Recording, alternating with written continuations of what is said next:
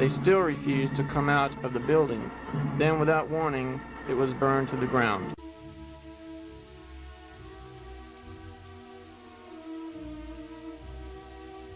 Food rations, lights in the sky, odd. These dates are now estimates, since I had not kept up my daily record because of all the confusion. An awful and strange light appeared in the sky for about a whole day. It was like a bright ribbon rolling across the sky. As it moved, the color changed from white to green to red by the end of the day. From what we could get on our shortwave, it was seen all around the earth. So-called superstitious people said it was a sign that the end of the world was near. It was not any aurora like you would see at the poles. Some scientists said it was nuclear fallout. Other experts disagreed. No one knew for sure what it was. Finally came the announcement over the airwaves that the first phase of the New World Order was accomplished. The world was now under a military state. The world government needed to ensure the cooperation and obedience of the masses now. They began a propaganda campaign of hope that life would get better. Plans were set forth to accomplish long-held dreams, as if they were suddenly within reach. The second phase, along with propaganda, produced symbols or images, a logo, a flag, data cards, TV ads. It was a globe with hands around it and M3 above it. I think M3 meant the new world of the third millennium. All were ordered to support the M3 government by displaying the flag or M3 symbol at their places of business. Billions of data cards were sent to people to use whenever they bought or sold or went to a bank or any government building. The New World Administration had to keep close watch on all its citizens and their activities. Former active members of religions were under close scrutiny. Of course, not all would submit to this kind of rule that demanded universal acceptance and submission. So there were dissident camps created near every major city. Among those arrested for non-support of M3 was myself and our group of about 55 from Camposa. It took them a while to get to us, but they came. When they did, we identified ourselves the Jahways. We stated that we support God's kingdom rule under Christ above any other. Our stand on this was a main identifying mark. Our position of neutrality had become well known. Executions, New World, Peace and Security, ? Announced. The dissident camp near Manaus was appalling. The only thing that compared was the concentration camps of the Nazis. There were executions almost daily. Every day they would give us a chance to sign a paper renouncing our faith and supporting M3. Then came the announcement of New World Peace and Security. This was proclaimed worldwide, even in the D camps. This was intended to be a morale and ego boost for M3. Although hard won, Phase 2 had been successful. Apparently they were on schedule. Our group, now entirely in the D camps, was expecting the announcement. It was a signal that had been foretold. Man, the only religious creature on earth, the only one with a spiritual need, turned his back on God, in effect destroyed God. Instead of looking to the kingdom of God, they had set up their own awesome image, M3, which would be their salvation, so they thought. The prevailing attitude was now that this situation seemed to be a natural step in human evolution. They felt they had reached a higher level of consciousness as one united world community. Each individual was encouraged to accept that reasoning and each be a so-called universal human. If you resisted, you were considered backwards and a hindrance to progress. M3 was the only enlightened way to approach the 21st century. Something similar happened 5,000 years earlier in the city of Babel. Divine intervention prevented that situation from developing into a worldwide anti-God society. The only ones, almost to a single person, that refused to support M3 were the Jaways. Their record of loyalty to God and abstaining from war was unequaled. To support M3 that denied God would be turning against Yahweh and his Son. The world knew this. To them, these religious rejects were the only thing standing in the way of a unified earth. Then came the cries from all circles of society to exterminate this JW brood. Adolf Hitler had the same idea. There were even those who declared that it was God's will that they die. These ones were a certain element that fully supported M3, but spoke of things in religious terms. Perhaps they were former clergy. This one thought now seemed to dominate the world scene. The human race had found its purpose to destroy God. There they sat in the D camps like helpless ducklings. It would be easy to wipe them out. God had once said to his people, "Those touching you are as those touching my eyeball." As was expected, he reacted quickly before anyone could get close enough to touch his eyeball. Myself and 31 others were still in the Menaeus camp. 2 that I know of were killed. Their faith was strong, and they received an early resurrection. Yes, even in the face of the death-dealing lion of M3, we were victorious. We had Yahweh's promise of protection and future life. Even those who were ill were sustained by the power of the Spirit. Announcement, end of JWs. Doug. Fire. Armageddon. Armageddon. The air hung heavy and seemed to press in on us relentlessly. We were all used to heat and humidity in this part of the world, but this was different.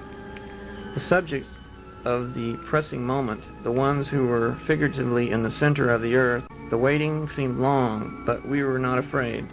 In fact, we were intensely alert and strong spiritually.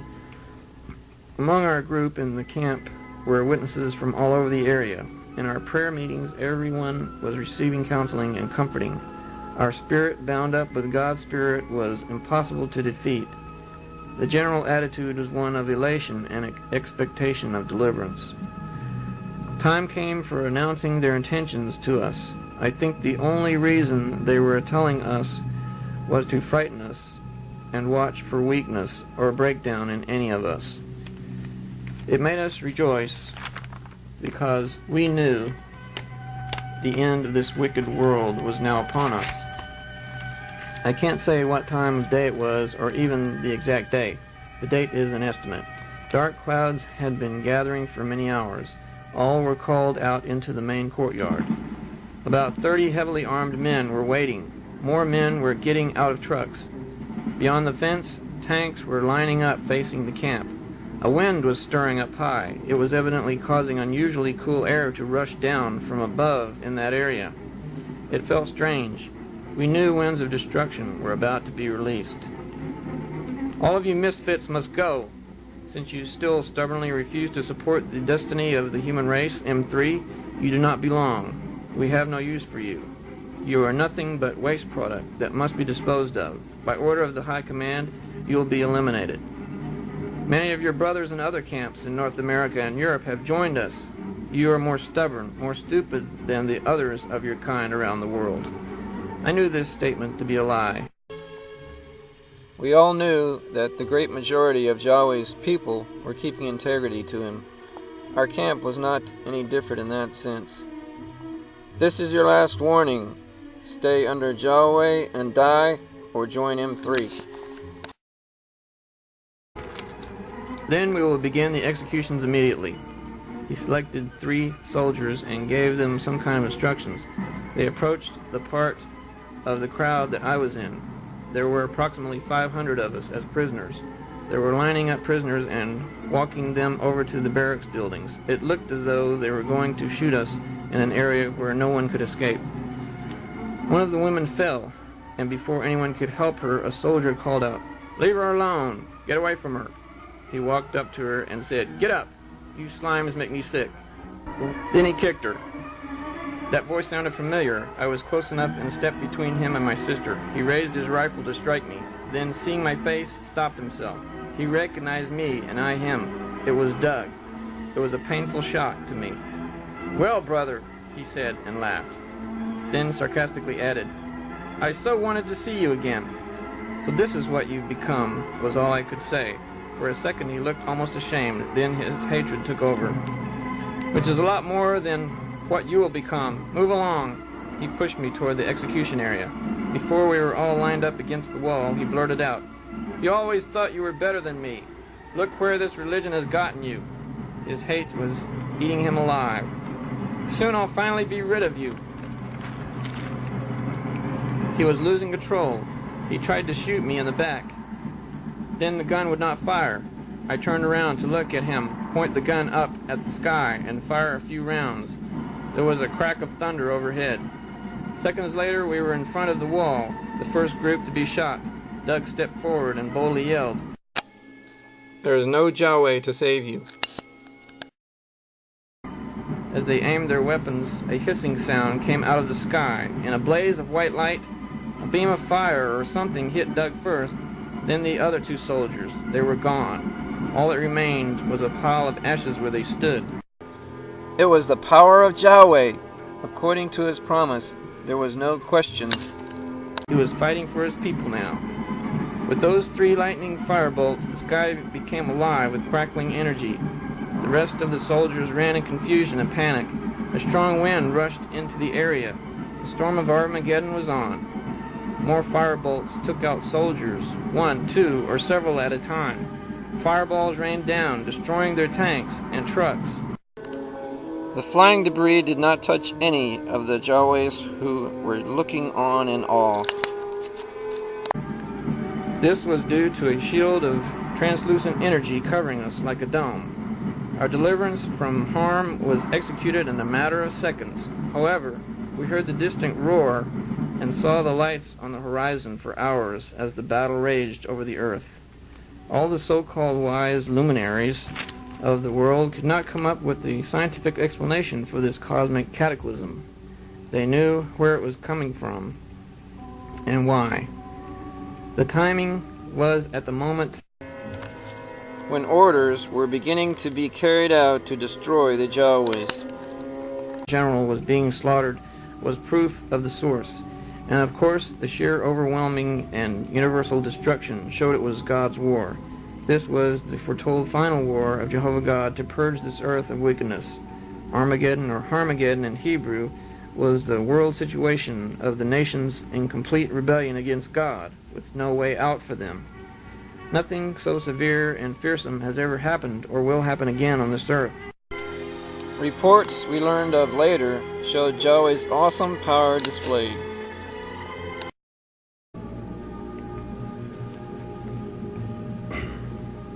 In California, USA, the ground dropped all around. A group of Yahwehs and swallowed up everyone around them, while the ground they were on remained still. Then a land bridge rose up so they could cross over the chasm.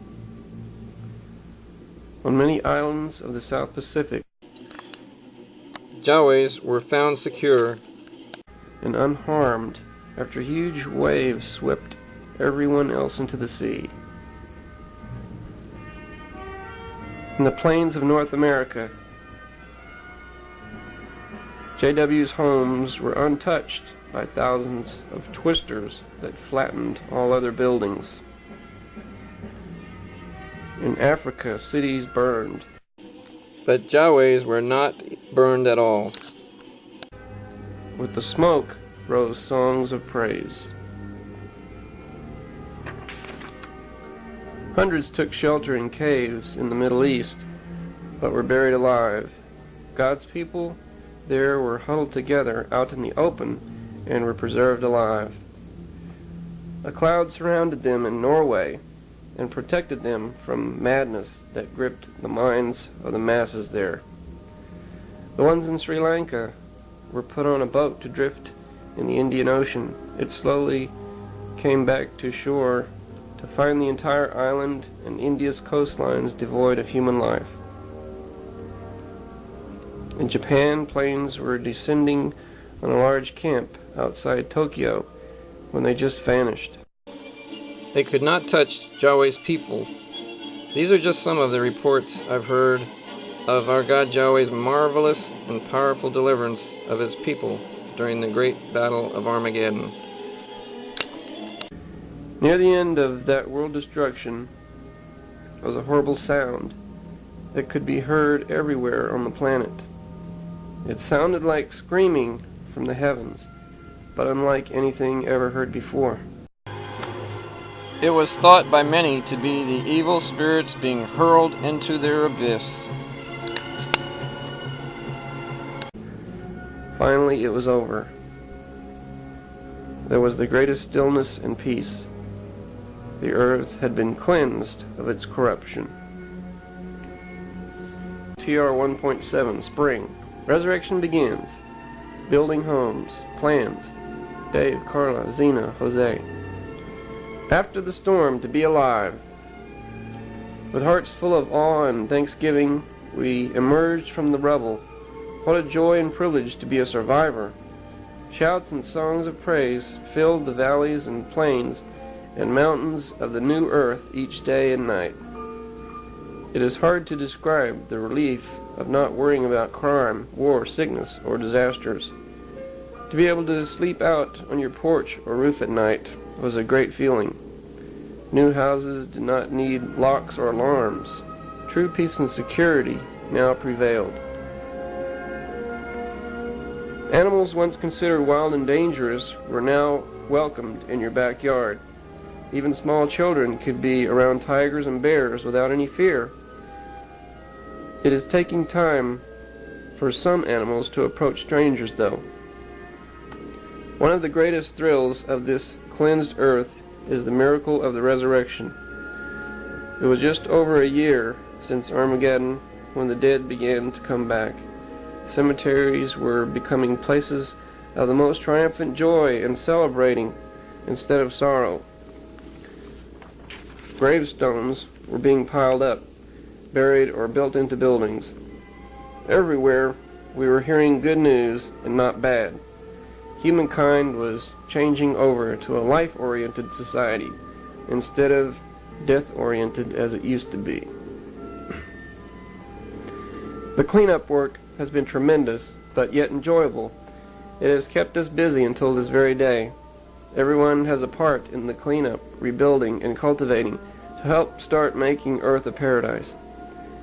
It is moving along on schedule.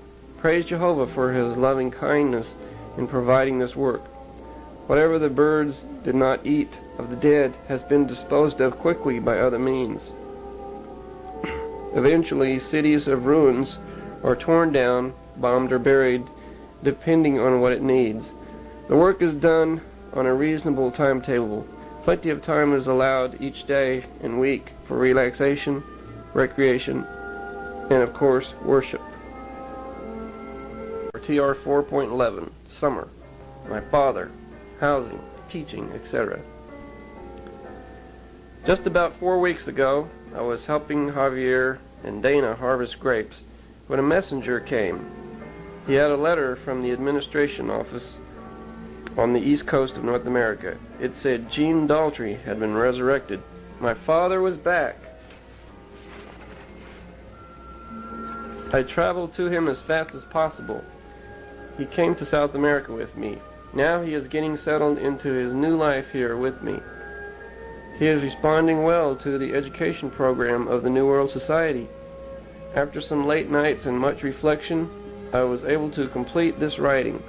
This is truly the happiest of all endings, and it's getting better all the time. This has been my story of the transition from the old world to the new one. My perspective has been singular, I believe, and personal. So much happened in that 10-year span. Wonders unfolded, both old and new. What God said would happen irresistibly came true, yet there were some surprises. Exciting times are ahead. Housing is being prepared quickly for the billions to be resurrected during the 1,000-year reign of.